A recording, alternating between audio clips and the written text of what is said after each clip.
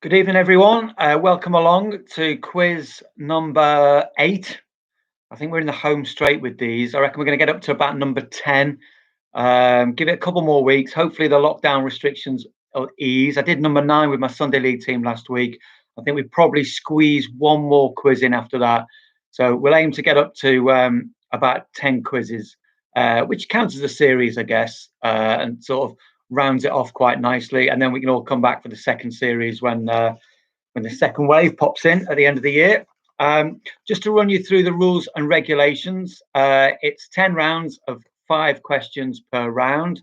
And at the end of every 2 rounds, we'll go through the answers. At the end of every 2 rounds, we'll go through the answers. There'll be a drinks break after 4 rounds, a toilet break after 6 rounds. And you're competing against some of the lads from my Sunday League team, the Heroes of Waterloo, who did this quiz a week ago. We had about 10 players a week ago did this.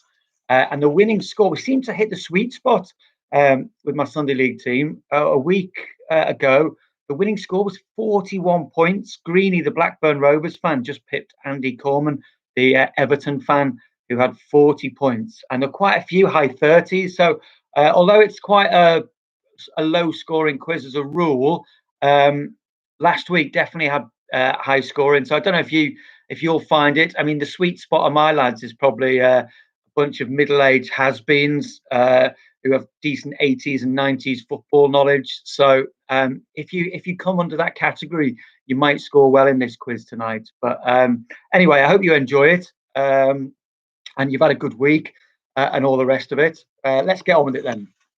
So we're going to start with round number 1. And round number 1 is autobiographies, and you just have to get the author of each one.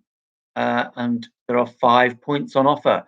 The first one is the Romford Pele, The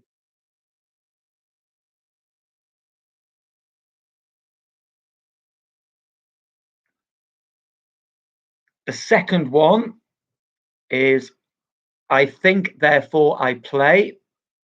That's a foreign footballer, a continental footballer. I Think, Therefore I Play. Evening to everyone. Super Slow-Mo, Graham Elliott, Dave Watt, Steve Saul, Jason Darby, Craig Blackman, Guy Wiseman, Cy Barlow, Dave Tandy, and 2-0. And you somethinged it up. Might be a Watford fan, that. Question number 3. Cheer up, and then the name of the person. Cheer up. Even James Mungerman's turned up tonight. Good to see you, Jimmy. Dan Owen in the house as well. So cheer up, and then the name of the author.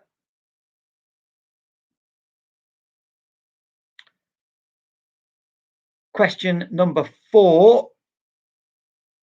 Back from the Brink is the autobiography of which former Ireland international? Back from the Brink.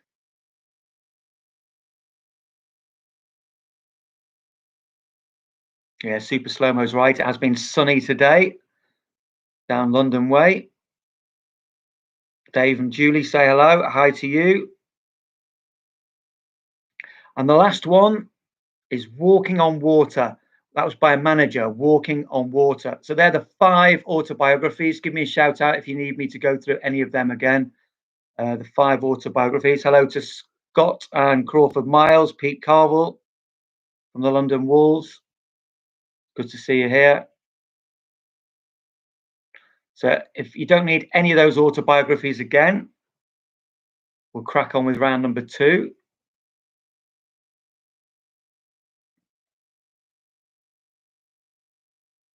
And round number 2 is called The Woodwork. The Woodwork.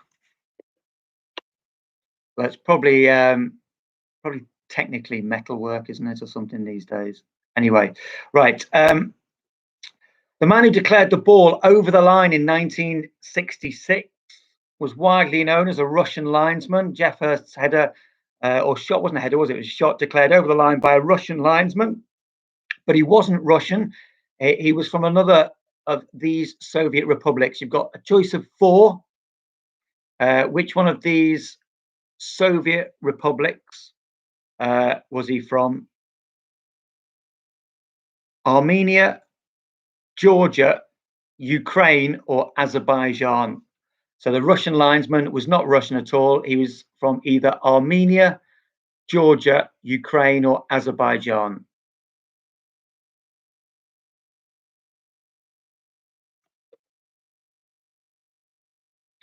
Question number 2. Scotland fans invaded the pitch and broke the crossbar at Wembley after their famous 2-1 win in 1977. It won them the Home Nations Championship. They won 2-1.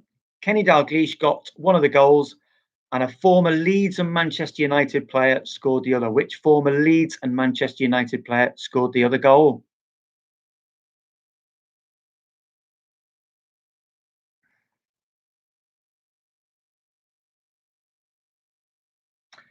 Question number 3.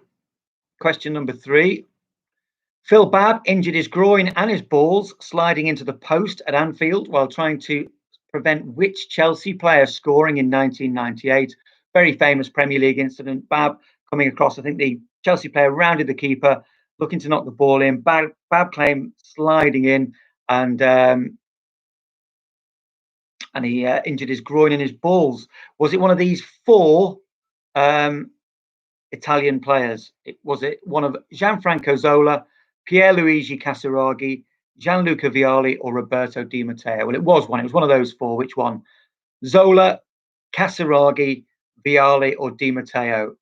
First Lilleshall and Muxton Scout Group say, can you do the autobiographies round again? Yeah, we will. We'll do the autobiographies round again. Let me just get to the end of the woodwork, and then while people are working out the answers to those, I'll run through the autobiographies round again.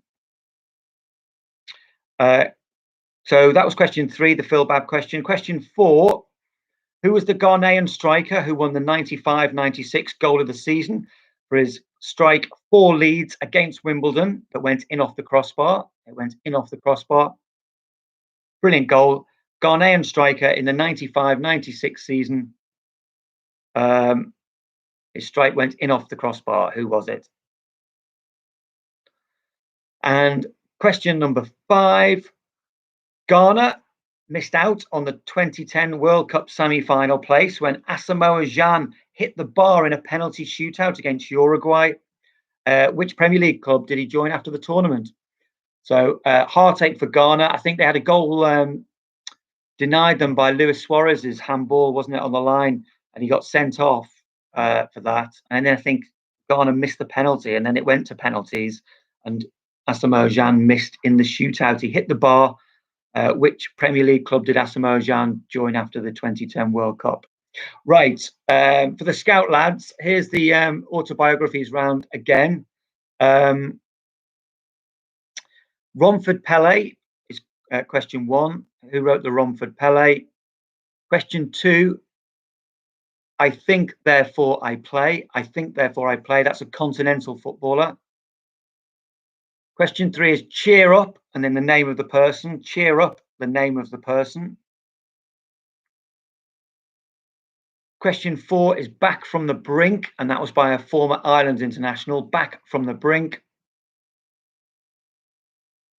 And the last one is walking on water. That's a manager walking on water. So I'll give you a few minutes, few moments rather, just to get all the answers in place. Then I'll run through them, and we'll see how you're getting on after 2 rounds.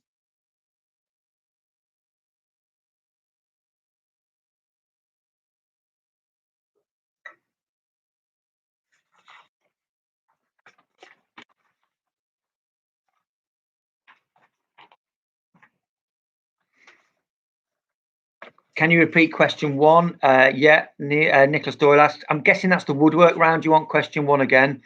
Yeah, the man who declared the ball over the line in 1966 was known as the Russian linesman. He wasn't Russian, though. Which of these 4 Soviet republics or former Soviet republics is he from, or was he from? Armenia, Georgia, Ukraine, or Azerbaijan? Jason Darby has asked for the entire round 2 again. It's Jason's Chunder, the Bristol Rovers fan who works for the NHS. So because he is who he is, we'll give him the entire round 2 again. So that was question 1, Jace. the 1966 World Cup Russian linesman? Was he from Armenia, Georgia, Ukraine, or Azerbaijan? Question 2, when Scotland beat England 2-1 at Wembley in 1977 and their fans invaded the pitch and broke the crossbar, the 2 goal scorers were Kenny Dalglish and a former Leeds and Man United player, Who was that? Question 3 of the woodwork round. Phil Bam injured his groin and balls sliding into the post at Anfield, trying to prevent which Chelsea player score? Multiple choice. Was it Zola, Casiraghi, Vialli, or Di Matteo? Zola, Casiraghi, Vialli, or Di Matteo? Sorry, that's question 3. Question 4. Who was the Ghanaian striker who won the 95-96 goal of the season when he scored a great goal for Leeds against Wimbledon? He scored several other great goals that season as well. I think several others went in off the bar or the post as well. And the last question, Chunda, is Ghana missed out on a 2010 World Cup semi-final place when Asamoah Gyan hit the bar in a penalty shootout against Uruguay. Which Premier League club signed Asamoah Gyan after that tournament? Right, let's crack on with the answers. So the autobiographies round. The Romford Pele is Ray Parlour. I Think Therefore I Play is Andrea Pirlo. Cheer Up Peter Reid. Back from the Brink is Paul McGrath. And Walking on Water was Brian Clough's autobiography, Walking on Water. Round 2 is the woodwork. The Russian linesman was from Azerbaijan. Tough one, that. Why would you know that? Question 2, the 1977 Great Scotland team who had that great day at Wembley was Kenny Dalglish and Gordon McQueen. Was the other goal scorer. Phil Babb injured his groin and balls trying to prevent Pierluigi Casiraghi scoring for Chelsea. Tony Yeboah, a real cult hero during his time at Leeds, 1 goal of the season. I think he virtually ran it on his own that year. I think he had the top 3. And Asamoah Gyan joined Sunderland. So after 2 rounds, the leading hero of Waterloo last week was Andy Corman on 8 points. So if you had 8 points, you're doing well. And a couple bringing up the rear, Pinhead and Chris Ivey bringing up the rear on 4. Whatever you're doing, it's just great to have you along playing. Graham Elliott G on 3, Steve Phillips 6, Dave Watt on 7, Paul Berry 7. The Wolves trilogy there. 2-0 and you touch it up 4, Stewie Silvers 7, Cy Barlow 7, Guy Wiseman 6, Neil Simpson 6, Joe Parker with James Kent and the £1 Million drop team on 9 out of 10. Good scoring, Joe. Andrew Assel, Baz, Skip, Glennie and Honk on 7, Dan Owen 5, Carl Faulkner 6. Great to have you along, Carl. And Andy Adamson 5, David Carasone 7. Stewie Silvers went for bloody Joe Jordan rather than McQueen. Yeah, it was either or, wasn't it? Crawford Scott Miles, the Evertonians on 8. Steve Saul, who runs a great quiz on Thursday nights in aid of the NHS on 8 out of 10. Brilliant. Rob Goodliff, 6 out of 10. Rob Goodliff won our school mums and dads quiz at the weekend. He knows his stuff. And Pete Carville with his team of 5 and 9. Brilliant. Stephen McCairn's on 6. Nicholas Doyle, 6 out of 10, says slow start. That's nonsense. Jason Darby Chunder, 2 out of 10, but not helped by his children. So plenty of time to pull that back. Joe Parker also has Albion Tom on board. Bowie says, we're a broad church. We love Albion fans as well, Joe. And Rob Harris, 8 out of 10. Good stuff. Right, let's move on to round number 3. Round number 3 is England's tournament songs. And Three Lions in 1996. You need you to finish this verse, just 2 words. I need you to finish this verse with 2 words. And it is, but I still see that tackle by Moore when Lineker scored, Bobby belting the ball, and name the 2 words. But I still see that tackle by Moore when Lineker scored, Bobby belting the ball, and 2 words. Question 2, multiple choice this. The 2006 World Cup song, World at Your Feet, was written by which band? Here's your 4 options. Razorlight, elbow, the streets, or embrace. Razorlight, elbow, the streets, or embrace.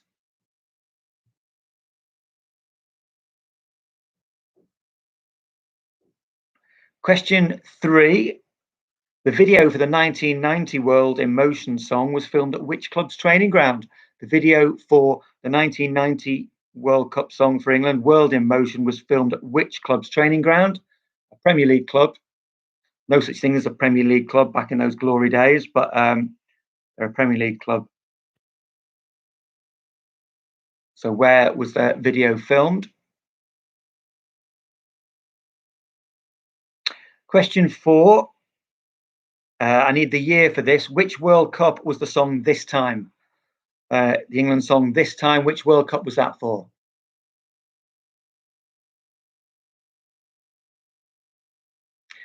And question number 5. What was the name of the band that produced the song that had this lyric? And then I want to know who sung it. So I need the band that produced the song and who sung the lyric. And here's the lyric. You've got to hold and give, but do it at the right time. You can be slow or fast, but you must get to the line. So I need the band and the singer.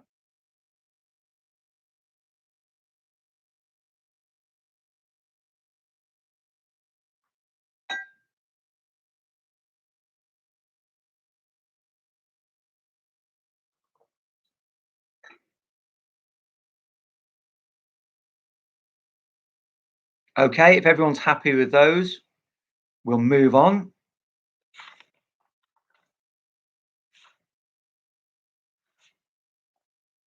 Round number 4. Round number 4 is called bus stops. Bus stops. Holland love a bus stop. Question number 1. Who was sent home by manager Gus Hiddink at Euro 96 after a row with his teammates? You've got a choice here. It's multiple choice. Who was sent home after during Euro 96, rather, after a row with his teammates? You've got one of these 4.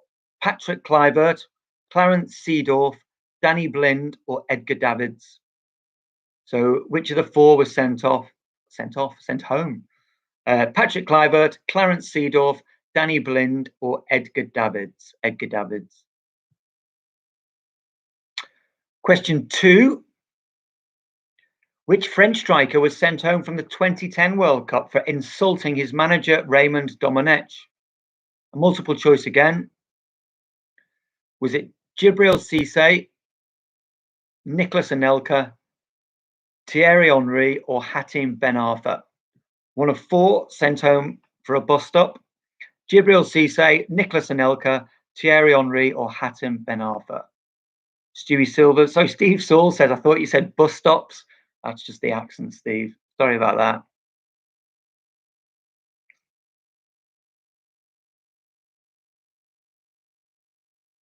Question 3. Who were the 2 Newcastle players sent off for brawling with each other during a Premier League game in 2005? So need both players for that, please. The 2 Newcastle players who sent off for having a bit of a set to on the pitch with each other.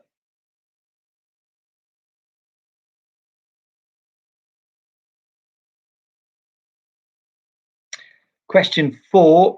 Which West Ham player did John Hartson kick in the head during a training ground bus stop in 1998? So John Hartson booted one of his teammates in the head during a training ground bus stop in 1998.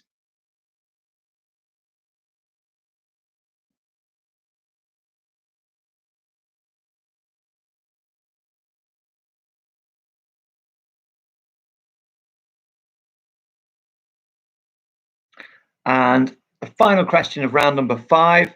What was the name of the island where Ireland had their 2002 World Cup training camp that ended in Roy Keane having that big Barney with Mick McCarthy and eventually leaving the island camp?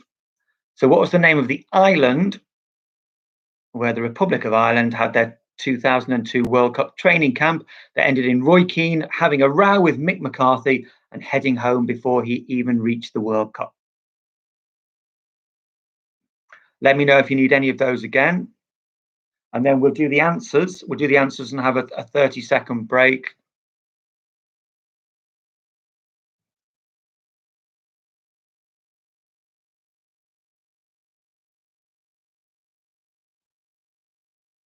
Right, let's do the answers. So, Three Lions, finish this verse. This is question 1 of the round number 3, England's tournament songs. I still see that tackle by Moore when Lineker scored, Bobby belting the ball, and Nobby dancing. So you have to get it exactly right, Nobby dancing. Just before we continue with the answers, Stephen McCairns wants question 1 of the bust-ups round. Yeah, the Holland player sent home at Euro 96, was it either Kluivert, Seedorf, Blind, or Davids? Kluivert, Seedorf, Blind, or Davids? Right, back to the answers for England's tournament songs. Nobby dancing gets you a point. The 2006, it was Nobby's birthday yesterday, says Steve Saul. Good knowledge. The 2006 World Cup song World at Your Feet, totally unmemorable. It was by Embrace. Tempted to give people a point for not getting that right. No kudos for knowing that, but well done if you did. The video for the 1990 World in Motion song was filmed at Liverpool's training ground. That was filmed at Melwood. Nick Watkins says it's Ramman's birthday today. So Steve Hickman, happy birthday to you, Steve. I hope you're playing. Great to have you along. Happy birthday, Steve. Question 4, the World Cup song this time was 1982. This time we'll get it right. And question number 5, the band that produced the song that had this lyric, you've got to hold and give, but do it at the right time. You can be slow or fast, but you must get to the line. That's New Order, and the singer, of course, was John Barnes. New Order and John Barnes. Question number 5, bus stops or bus stops, depending on how you interpret my accent. The Holland player sent home at Euro 96 was Edgar Davids. The French player sent home from 2010 was Nicolas Anelka. The 2 Newcastle players were Lee Bowyer and Kieran Dyer. Lee Bowyer and Kieran Dyer. Eyal Berkovic was kicked in the head during John Hartson. Never sanctioned anyone kicking anyone else in the head, but Berkovic was a difficult teammate by all accounts. And the island where Mick McCarthy and Roy Keane had their Barney was Saipan. So that's 4 rounds done, 20 points up for grabs. The leading hero, it was a good quiz for the heroes last week. Andy Corman got 17 out of 20, and Flan at the back and Pinhead on 12. Chunder saw Nobby Styles' son doing stand-up at a Rovers former players dinner a couple of years ago. Yeah, John Styles, well known on the circuit. Scores coming in now, decent scores this as well. 13 for Steve Phillips, 15 for Paul Berry, 16 for Dave Watt, Joe Parker 14, Andrew Assell's crew on 15, Steve Saul 15, Stewie Silvers on 12, Nick Hansen 15, Adam Hampson 12, Guy Wiseman 11, Neil Simpson 10 out of 20, tough couple of rounds. Yeah, it's one of those, isn't it? It does dart around all over this place, this quiz. Plenty of time to pull it round. Rob Goodlift's team of 3 with 13. David and Caris at home with 15. Dave Tandy, the Swindon Town fan, is in the house on 9. Jake Murray on 11. Dave Marland 8. Neil McDonough 11. Cy Barlow 14. Great scores. Great to have everyone on board. Nick Watkins is going head-to-head with birthday boy Ramman, Steve Hickman. He's on 13. And Ramman, who's been drinking all day, is on 9. Drink seems to have done him some good there. He was on a terrible score last week, sober, I think. Rob Harris, 17 out of 10. Sorry, 17 out of 20 for Robbie's Heroes. So great collective there, Rob's boys.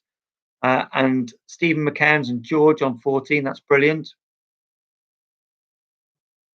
Craig Blackman says it's the first quiz since STFC were crowned League 2 champions. Richie Wellens, we're proud to sing your name. Great to have you on board, Craig. Nicholas Doyle with his team of 213. It's good scores, everyone. Right, 20 seconds or so to top up your drinks if you haven't done it already. And then we'll crack on with round number 5.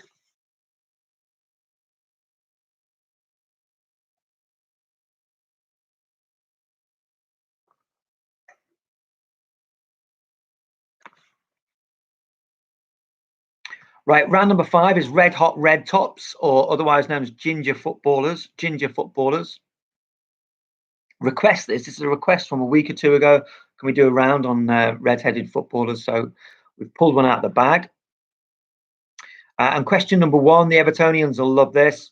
Alan Ball was part of the Holy Trinity. Alan Ball was part of the Holy Trinity, Everton's famous midfield who won the 1969-70 title.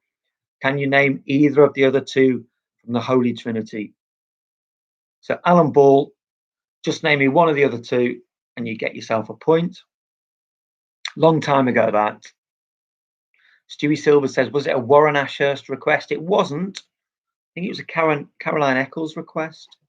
But she can't play tonight live. She's working for Sky tonight. So I said I'd shout out for Kaz. Don't even know if Warren's playing tonight. He's usually hot on the buttons with his scores. Warren and Luke usually play this, but they might not be playing tonight. I hope they're playing on catch up. If they're not, they should do well in this. Right, question number 2. Paul Scholes managed which club for 31 days last year? Paul Scholes managed which club for 31 days last year?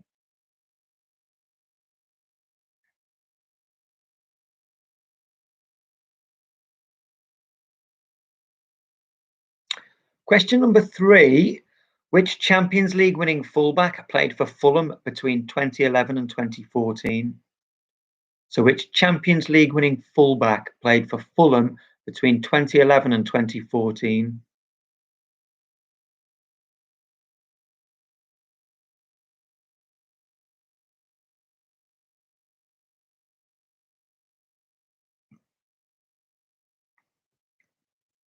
Question number 4.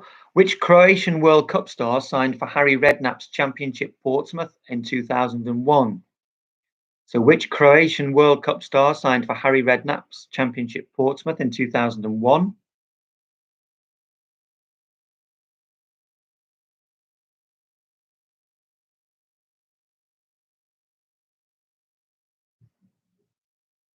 And question number 5.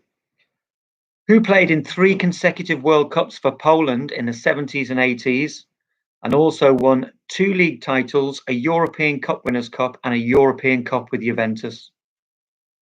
He's got a very complicated first name, so you don't have to give me his first name. Hats off to anyone who knows his first name. Lots of hats off to anyone who can spell his first name. So the surname's fine. Surname's very run-of-the-mill. No phonetics issues with that. So who played in 3 consecutive World Cups for Poland in the 70s and 80s and also won 2 league titles, a European Cup Winners' Cup and a European Cup for Poland? Sorry, for Juventus.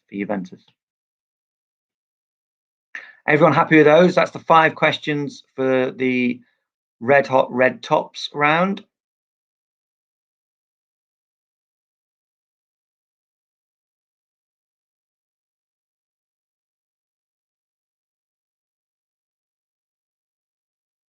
Joe Parker says he needs those questions again. I'm guessing those is all. We'll rattle through them, Joe.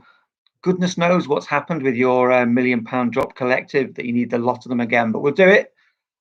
We'll rattle through them quickly. So Everton had a famous midfield called the Holy Trinity that won them the league in 1970. Alan Ball, probably England's greatest ginger midfielder, was one of them. Can you name either of the other two? Question 2. Paul Scholes managed which club for 31 days last year? Which club for 31 days last year? Question 3. Which Champions League winning fullback played for Fulham between 2011 and 2014? So Champions League winning fullback played for Fulham between 2011 and 14.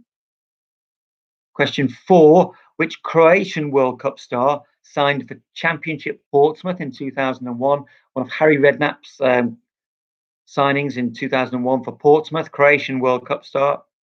And the last one, he played for 3 World Cups consecutively for Poland in the 70s and 80s, and then he won 2 leagues, a European Cup Winners' Cup and a European Cup with Juventus as well. David and Caris Owen are gutted that no Paul Edwards questions in that round. No. You would have qualified though. And Dave Watt gives a lovely plug for my book in the background. Good on you, Dave. I won't go full on partridge and tell you where you can buy it, but thanks for the plug. Right, that's Red Hot Red Top's done. Let's go on to round number 6. Round number 6. And this is called partnerships. Round number 6 is called partnerships. And question number 1, Johan Cruyff's great Barcelona team of 1993-94, it won the La Liga title, it reached the European Cup final, and it had an amazing strike partnership of a Brazilian and a Bulgarian. Who were they? Two great players, a Brazilian and a Bulgarian up front. 93-94. I'm tempted to give a clue for that. If you want one, I can give you one of the players. But I think there's some discerning players in this quiz. I think you've got every chance of getting those. No clue, says Steve Phillips, and no clue at all. Yeah, he's quite right. A Brazilian and a Bulgarian. It was an amazing strike partnership, and they were great. Right, question number 2 of the partnerships round. Who was the first choice centre-back pairing in Arsenal's Invincibles? Arsenal's Invincibles. Who was the first choice centre-back pairing for Arsenal's Invincibles? Dan Owen wants the book on Audible. Could have some fun with that, couldn't we? We could have some fun with that, definitely. I'll look into it. I can't do it in a black country accent, though, Dan. That's the problem. Question number 3. So obviously that was the first choice for Arsenal's Invincibles. They had the odd player here and there playing for them, but I want their first choice centre-halves. Question number 3. Who was the first choice, again, centre-halves, who was the first choice centre-back pairing when Manchester City won their first Premier League title in 2011-12? 2011-12, who was their first choice centre-back pairing?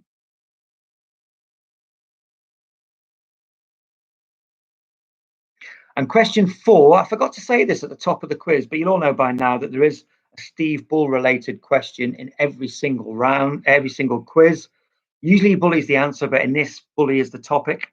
And here it is. Who was Steve Bull's strike partner who helped him to 50 goals a season 2 years running between 1987 and 1989? So the great Wolverhampton Wanderers striker Steve Bull scored 50 goals a season 2 years running, but he had a fantastic strike partner. Who was that? And one for Chunder coming up as well. I'm glad you're playing live tonight and you haven't been hauled in by the NHS. Smash and Grab were a famous strike force of the 1970s for Bristol Rovers. Who were they? Now, I'm going to give you a clue. You need a clue for this one because certain players of a certain generation might get this. They were known as Smash and Grab. I think Bristol Rovers went on this amazing 32-game unbeaten run, and they always seem to pop up and score, these two players. So I'm going to give you 4 options. Who were they? Bannister and Stevens, Bannister and Tynan, Bannister and Warboys, or Bannister and Latchford. There's your clue. Sorry, there's your clue. There's your 4 options. Bannister and Stevens, Bannister and Tynan, Bannister and Warboys, or Bannister and Latchford.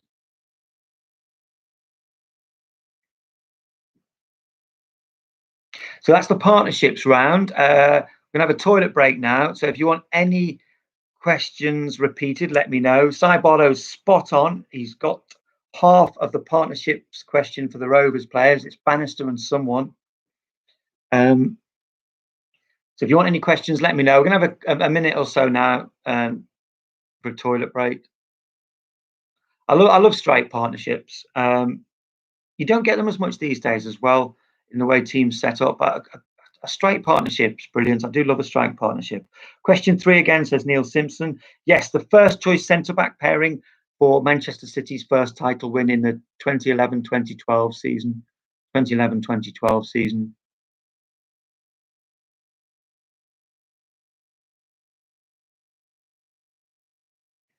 Roger, Trevor, or Gary, says Stuart Silvers, in relation to Bannister.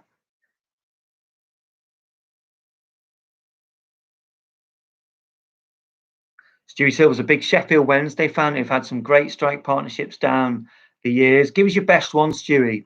David Hurst obviously has to be up there. I'm a huge fan of makeshift striker Paul Warhurst. But obviously, everyone else was injured when he went up front, so I don't think he was technically partnering anyone. But if Stewie can give us your favourite Sheffield Wednesday strike partnership. Stewie Mack says strike partnerships, Lukaku and Lautaro Martinez. Steve Phillips says, who did Curry and Rice play for?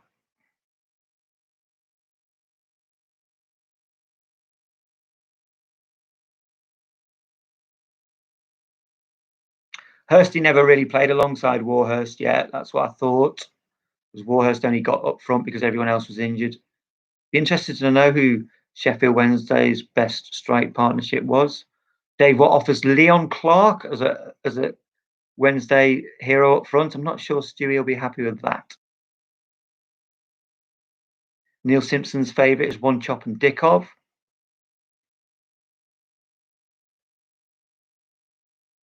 Chapman and Varady were very good, as were Hurst and Daly and Atkinson. Atkinson and Hurst would score you good goals, wouldn't they?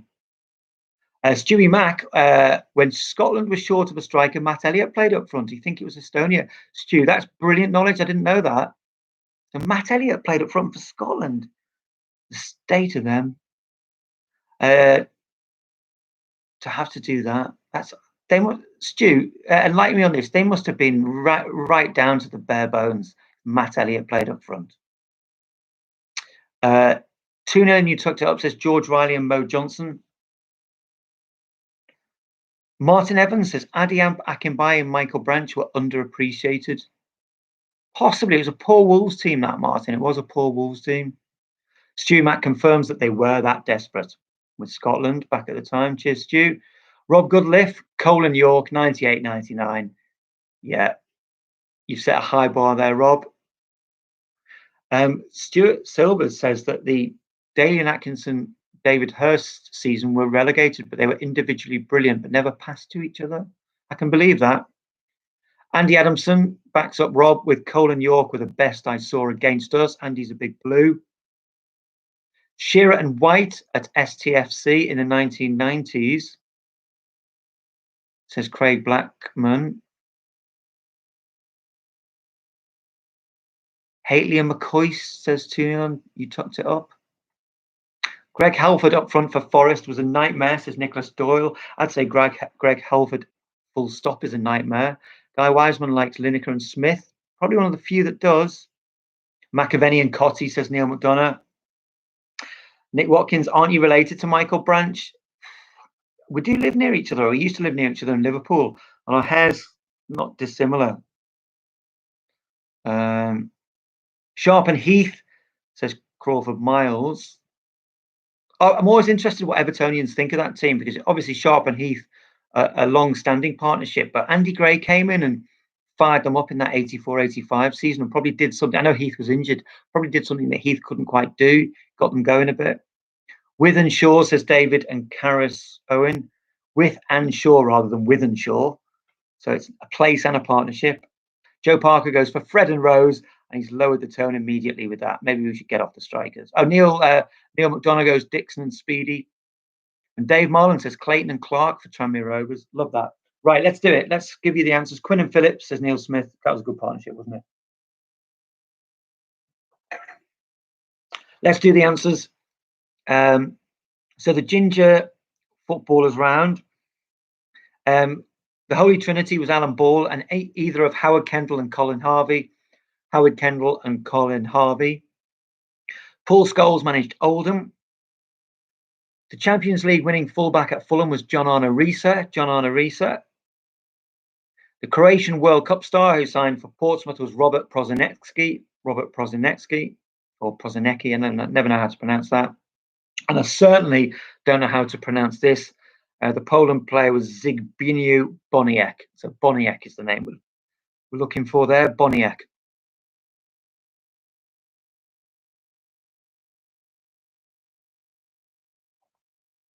I'm loving the correct spellings of Boniek coming in from Stuart Silvers and David Watt.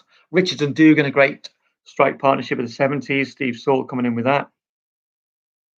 And Trapper has given me Lenny Lee and Frankie Ovard from Dover Athletic in the 1980s. That's got to me the most niche strike partnership of the night. Well done, Trapper.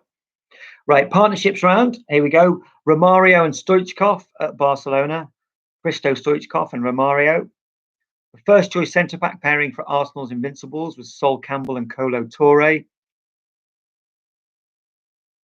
The first choice centre-back pairing for Manchester City was Vincent Kompany and Joleon Lescott.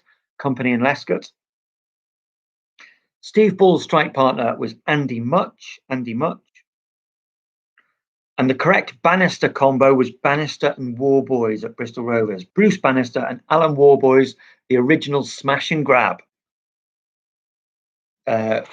One of the great strike partnerships of the English game. So that's 6 rounds in the bag. 25 points and you're a winner. You're up there with AK.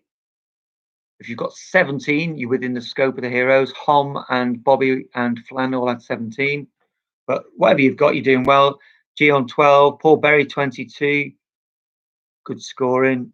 Dave Watt 23, Steve Phillips 19, Stuart Silvers 21, Joe Parker 21, Steve Saul 24, Cy 20, Andrew Assels crew, Baz Skip, Glennie and Honk on 22. Rob Goodliff's crew, 20. Carl Faulkner, 21. Brilliant. Good scores coming in. Jason Darby says appalling, 12. I disagree. Chunda, it's great to have you along. I think it's one of those. It is as it is every week. It darts about a bit, this quiz. Dave Tandy, 14. Trapper, 22. Rob Harris, Robbie's Heroes, 27. Good stuff. Graham Elliott's waiting for the Southern round. Well, we're getting closer, but we haven't quite got all the way down South G, but we will get there one week. We are getting closer. We remember we had a Lancashire round last week. We are heading south. We haven't got all the way down south. Right, round number 7. Oh, Farrell Monk says an A406 round. So North Circular round. Could we do that? Probably not enough teams off the North Circ. The A406 side round, says Farrell. Maybe Farrell and G playing a 5-a-side team in the A406. Let me know more details, Farrell and G. Right, round number 7 is Scotland managers. So Stu Mack has got half a chance here, I think, if he's Scottish. The name would suggest he is. Who is the current Scotland manager? Question number 1.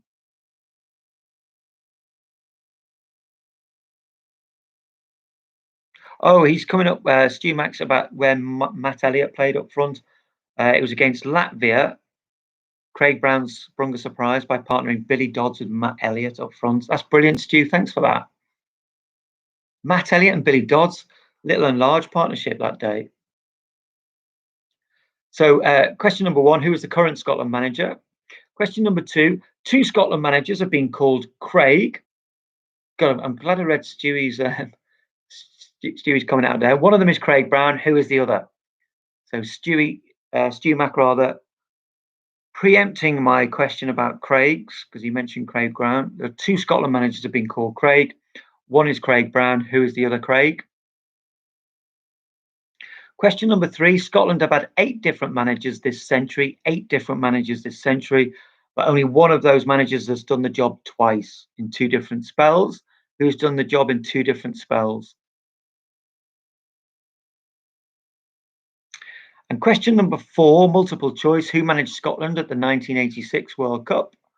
Multiple choice, was it Jock Stein, Alex Ferguson, Archie Knox, or Andy Roxburgh? There's your 4. Jock Stein, Alex Ferguson, Archie Knox, or Andy Roxburgh, the 1986 World Cup. And question number 5, harking back to music. Ali's Tartan Army reached number 6 in the UK music charts ahead of the 1978 World Cup. Ali who? Who was Ali?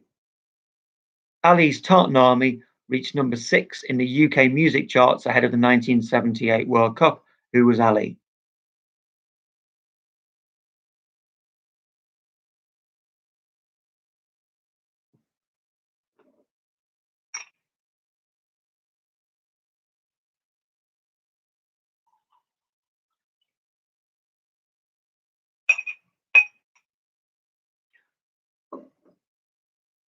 Right, if no one needs any more, we're going to round number 8. Round number 8 is the Midlands. So we have left Lancashire and we are heading south. So Crawford wants question 3 again of the Scotland managers. Yeah, Scotland have had 8 different managers this century, 8 different managers this century. But only one of those 8 has done the job twice in 2 separate spells. Who's that? Who's managed Scotland in 2 separate spells this century?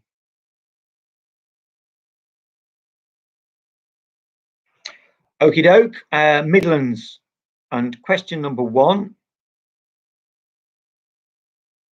Name the 3 Midlands clubs that Alex McLeish has managed. Name the 3 Midlands clubs that Alex McLeish has managed.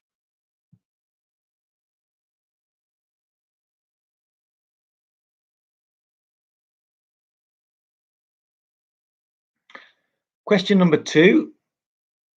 Who used to play at Highfield Road? Who used to play at Highfield Road?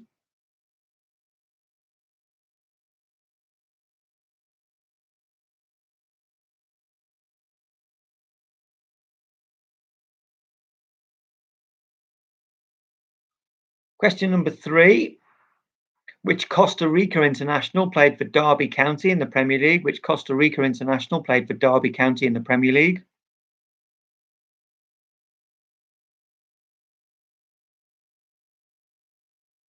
Question number 5. I'm going to give you 5 teams. I'm going to name 5 teams. Which of these 5 teams did Cyril Regis not represent? So Cyril Regis did not represent one of these 5 teams. Here they are: West Bromwich Albion, Coventry City, Stoke City, Aston Villa, Wolves. West Bromwich Albion, Coventry City, Stoke City, Aston Villa, Wolves. Who did Cyril Regis not play for out of those?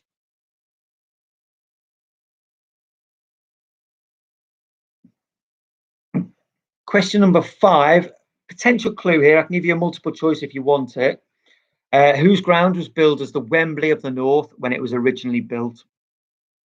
Which ground was billed as the Wembley of the North when it was originally built? Their grand designs of an 80,000 capacity never quite happened. But there's a clue up for grabs if you need one. Shout.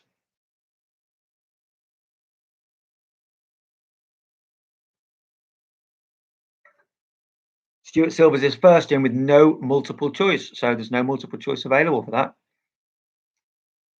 Anyone need any of those 5 read out again?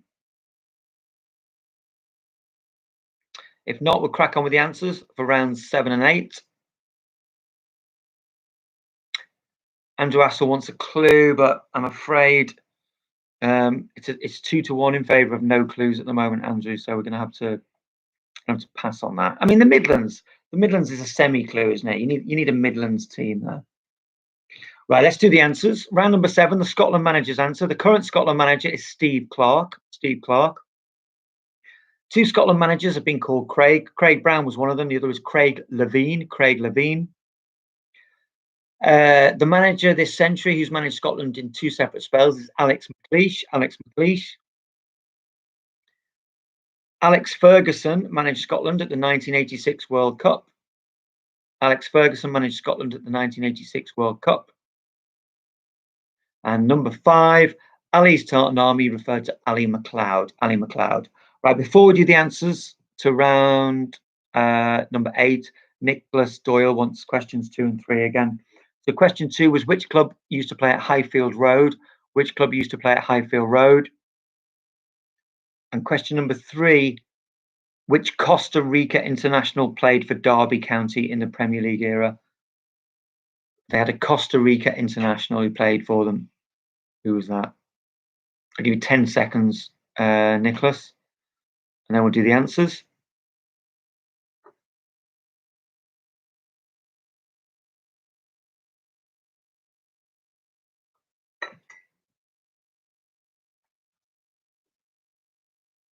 So here we go, the answers to the Midlands round. The 3 Midlands clubs that Alex McLeish managed are Birmingham, Villa and Forest. Birmingham, Aston Villa and Nottingham Forest. You need to get all 3 to get a point. Coventry City played at Highfield Road. The Costa Rica international at Derby was Paolo One-Chop. Paolo One-Chop. Stephen McCairn's a big Coventry fan by the looks of it. Take Me Home, Highfield Road. I'm in full agreement with you there, Stephen. I used to love going to Highfield Road. That was the start of all your problems, wasn't it? Leaving that great ground. Scandalous what's happened to Coventry since. It really is. Anyway, I digress. We could chat all day about that. So one of 5 teams that Cyril Regis did not play for, he did not play for Stoke City. And the Wembley of the North was Port Vale. Vale Park was dubbed the Wembley of the North. It was supposed to be the rival to Wembley, but it never quite happened. Is Maurizio Solis okay? Asks Cy Barlow for Paolo One-Chop. No, it's not. But depending on how many points you've scored, I'm happy to give you a point just for raising Maurizio Solis's name. Martin Evans says Highfield Road was a great away day. Just a great ground, full stop. Right, so the leading hero, Waterloo, Andy Corman, had 32 out of 40. Bringing up the rear, we had Flan on 23. So anywhere in there. God, there's some great scores coming in. Paul Berry and David Watt, neck and neck. They always seem to be neck and neck, those two. 29 out of 40. Joe Parker's £1 Million Drop Crew, 29. Stuart Silver's 31. Carl Faulkner, 27. Good stuff, Carl. David and Caris Owen, father and daughter combo, 32. Great scoring. 32 for Steve Saul as well. Jake Murray, 24. Jason Darby with a sad face, 16. Don't be sad, Jace. It's great to have you playing live. Everyone's on your side, Jace. Chunter playing live is a treat for everyone. I'm hoping that means we're on the downward curve and we can all go back to work. Maybe you can enlighten us on that or not. Martin Evans, 26 out of 40, and he says room for improvement. Not at all. It's a good score. Guy Wiseman, 19 FFS. No, I disagree, Guy. That's fine. Nick Hansen, 30. Pete Carville's team of 5, 31. Great scoring. And Stephen and George McCairn's on 26. Good scoring. Right. There are 2 more rounds left. So what we'll do is we'll do round 9 and then the answers to build up some sort of tension. And then we'll do round 10 and the answers. So round number 9 is animals. Animals. And question number 1, which English club are nicknamed the Lions? Which English club are nicknamed the Lions?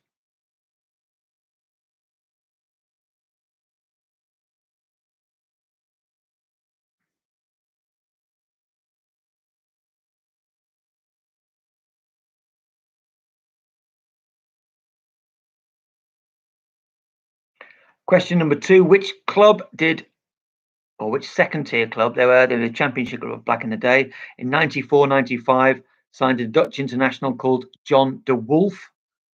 Which championship club, I think it's called the first division in those days, signed a Dutch international called John de Wolf in 1994-95? Question 3, Griffin Park is the home of which club? So Griffin is an imaginary animal. I've sort of stretched the boundaries there with that.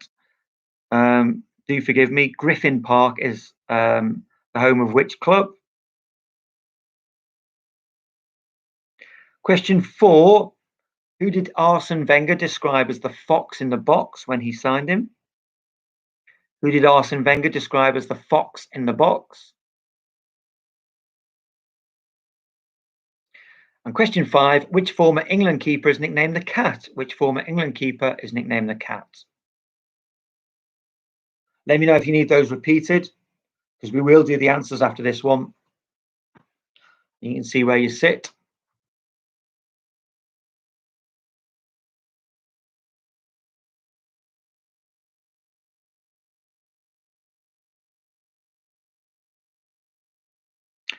Graham wants the last question.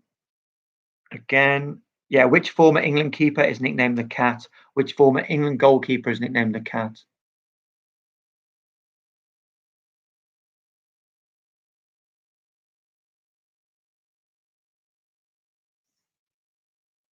Cool, let's do the answers.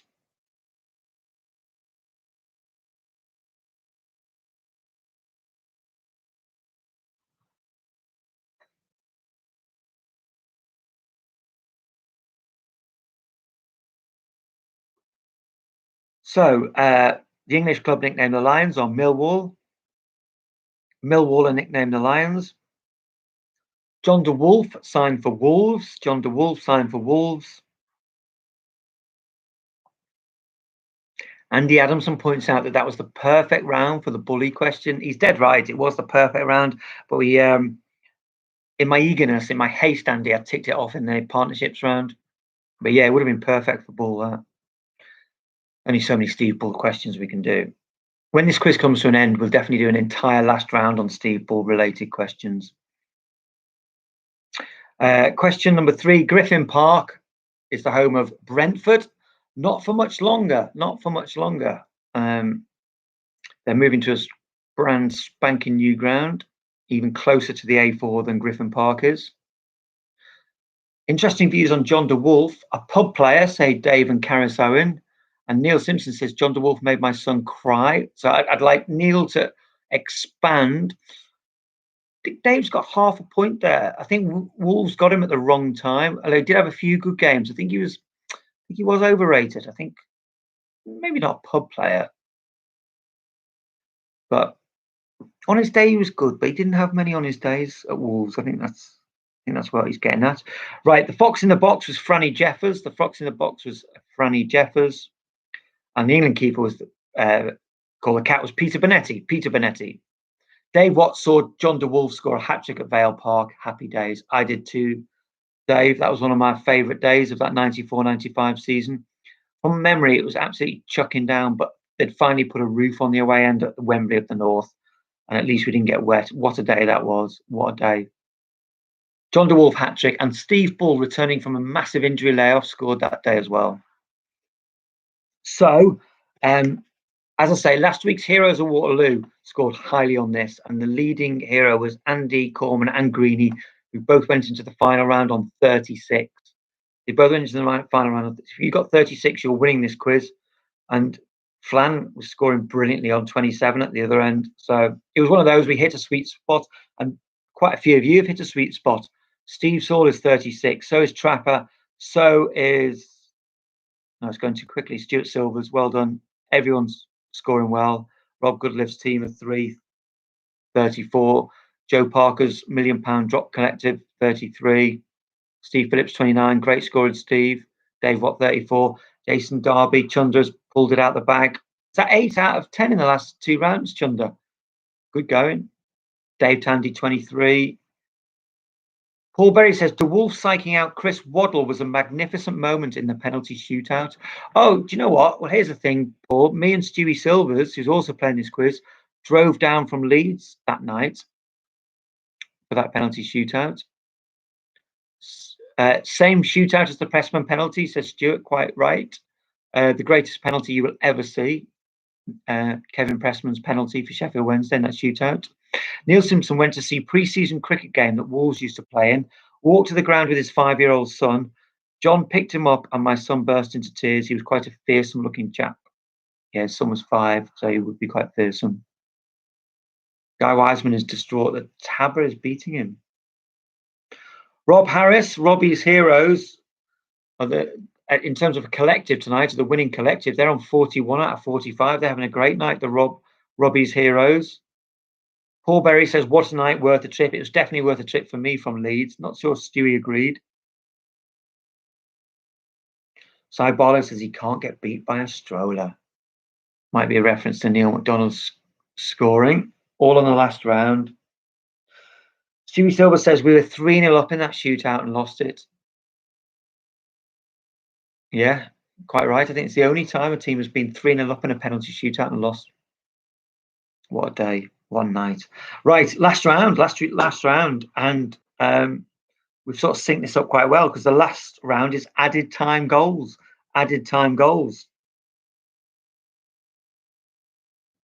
Question number 1, Michael Owen scored an added time winner in 2009 in the Manchester Derby to give Man United a 4-3 win. Who was the Manchester City goalkeeper that day? What did John de Wolf say to Waddle for the penalty? Says Pete Carville. Not sure he said anything. Don't know. Maybe he did. Tabber is Dave Tandy, the Swindon fan. Sorry. I didn't know Dave Tandy's nickname was Tabber. Tabber ends up bottom every week, but maybe not this week. That's harsh, Chunder. Just good to have Dave Tandy along. And also, Dave Tandy's mate told me that one of my favourite jokes I've ever heard at the 2006 World Cup, I think, about a monkey and a cowboy hat and London Zoo. Right, we're digressing hugely. Who was the goalkeeper who let Michael Owen's injury time winner in the Manchester derby? Question 2, who scored Wigan Athletics' injury time winner against Manchester City in the 2013 FA Cup final? One of the great cup final shocks. Who scored Wigan's injury time winner against Manchester City in the 2013 FA Cup final?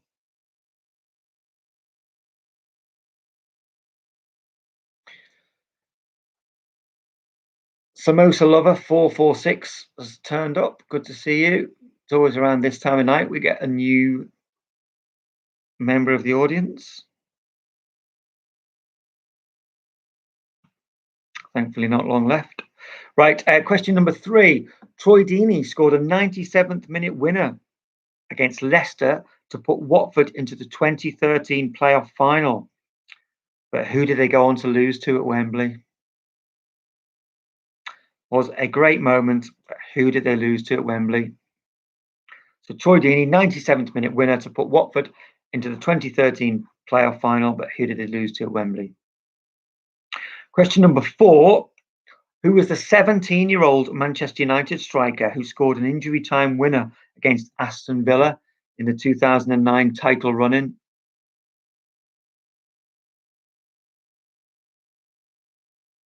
So, can you remember it? 2009 title run-in. I think Liverpool sort of going for the title with Rafa, and Man United held them off, and it was a big moment.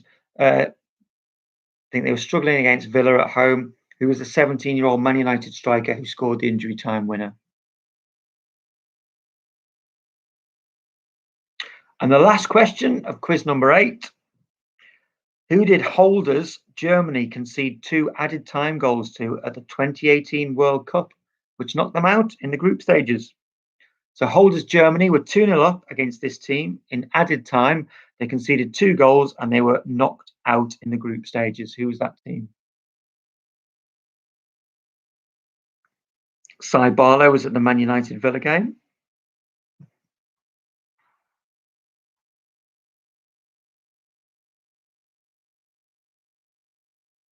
So anyone need any questions again?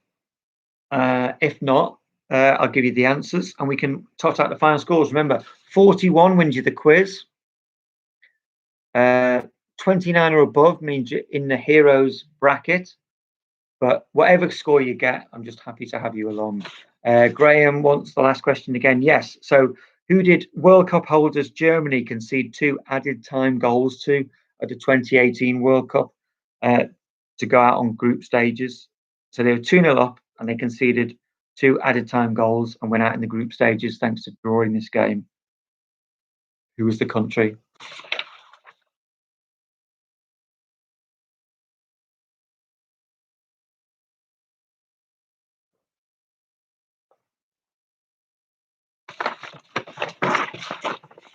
Right, let's do it. Let's do the answers. The Manchester derby that Michael Owen scored his winner in, he beat Shay Given. Shay Given was the goalie, Shay Given. The Wigan Athletic injury time winner was scored by Ben Watson. Ben Watson.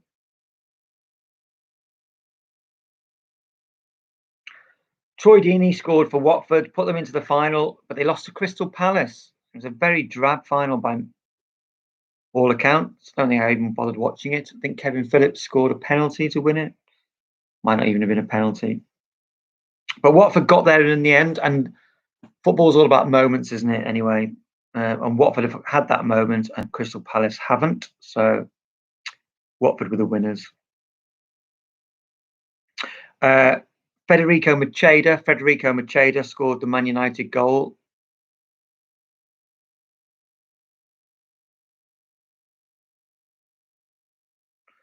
And question number 5, South Korea knocked Germany out. South Korea knocked Germany out. So how did you get on? How did you get on, everyone? 41 points.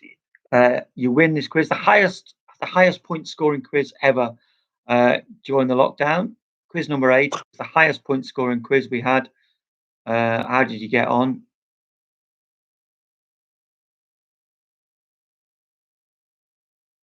Stuart Silver's 38, Graham Elliott 24. Very good scores. Pete Carville looked up the Waddle de Wolf quote. You'll miss Blockhead, apparently de Wolf said. Paul Berry 37. Dave Watt 37. Paul and Dave, I'm sure, have been neck and neck all quiz. Guy Wiseman 24. Carl Faulkner 33. Neil McDonough says question 4 again. I think we've passed that point. The answer, question 4, was Federico Macheda. Rob Goodliff 37 with his dad and a friend. Steve Saul 39. Jake Murray 32 for Jake, Guy and Farrell. Nick Hansen 35. Crawford and his son Scott 40. Jason Darby, it's 21 out of 50, my worst week, but great to have you playing live, Chunda. Stephen McCann and his son 31. Joe Parker 38. Nick Watkins 33. Ramman on his birthday 18. And it's not his 18th birthday, is it? We'll let him off though, it's his birthday. Nicholas Doyle's team of 236. Paul Berry challenging Dave Watt to a Berry Watt shootout. I think that should be next week's subplot, to get Paul Berry and David Watt competing against each other. Neil Smith up to 25, questioning the Scotland round. It was harsh, that, wasn't it? Sorry, Neil. I think we go further south next week, Neil, for quiz number 9. I think we do.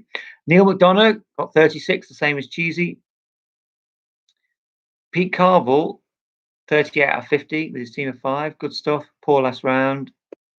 South Korea won 2-0, says Steve McCann. So apologies, I got that slightly wrong. The South Korea just won the game 2-0. They didn't equalise. Super Slow-Mo 35.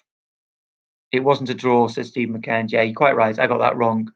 I think the question was right. I think my fluff around it was wrong. Rob Harris, Robbie's Superheroes, 46 out of 50. Brilliant. He's proud of that. Rightly so, Rob. Martin Evans, 36 with Nicholas Doyle. Brilliant. Colleagues from Her Majesty's Pleasure. Brilliant. If you're doing this from prison, that's fantastic. You enjoyed that. Thanks for playing, everyone. Brilliant to have you on board every week, fellas. I think there's probably 2 more quizzes. I think we could do quiz number 9 and quiz number 10, and that'll be it. We'll call that series number 1, and then we'll see how much of a mess the government have made of the whole situation. And when there's the second spike in winter, we'll do another one, shall we? So we've got 2 more quizzes after this. But thanks everyone for playing, and hopefully we'll see you all next week.